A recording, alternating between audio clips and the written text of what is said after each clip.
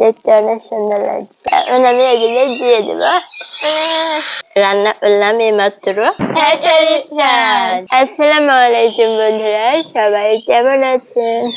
আজকে আমি রান্না করবো হচ্ছে এই তো খেসারি শাক। এই দেখেন ছোট ছোট করে খেসারি শাকটা হয়েছে, দেখতে অনেক সুন্দর লাগছে। পানি দিয়েছি এখানে, এই তো লবণ দিয়ে দিচ্ছি পানির ভিতর।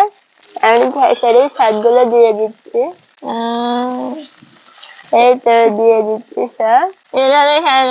হ্যাঁ, এই তো সব দিয়ে দিলাম। সব ঢেলে দিলে এই তো এখন খেসারির শাকগুলো এভাবে ভালো করে সিদ্ধ করে নেবো। মরিচ পুড়াবো, মরিচ দিইনি, ভাজা মরিচ। ভাজা মরিচ দিয়ে শাক খেতে আমার ভালো লাগে। অল্পই শাক আর গরম ভাত দেওয়া হবে, সেই স্বাদ হবে। এই দেখো এখন আস্তে আস্তে সিদ্ধ করবো। কারো সামনে খেসারির শাক ভালো লাগে না, কিন্তু একটাই ঝামেলা, উঠতে পারা যায় না। এই তো শাকগুলো তুলে দিয়েছি, আস্তে আস্তে এখন শাকগুলো সিদ্ধ হোক। এই তো খেসারির শাকগুলো সিদ্ধ হচ্ছে। সিদ্ধ হয়ে এখন তেলে দিলব, নামাইলি এখন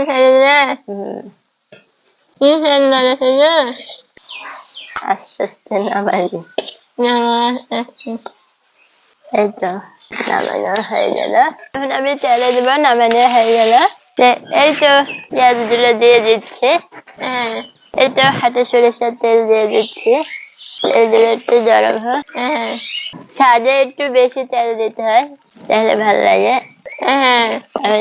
পেঁয়াজ গুলো একটু লাল লাল হোক, এখন আমি এগুলো দিয়ে দেবো। এই তো দিয়ে দিলাম। তেলে দেওয়া হয়ে গেল, তেলে দেওয়া হয়ে গেছে। এখন আমি আস্তে আস্তে তেলগুলো সাজে যেন মিশে যায়, তার জন্য মিশাই দিচ্ছি।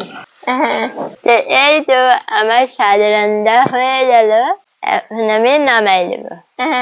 এই দেখেন বন্ধুরা, খেসারির সাদা রান্না করেছি, শুকনো মরিচ ভাজা আর খেসারির শাক রান্না করলাম এইমাত্র, আর গরম ভাত দিয়ে এখন আমরা খাওয়া দাওয়া করবো।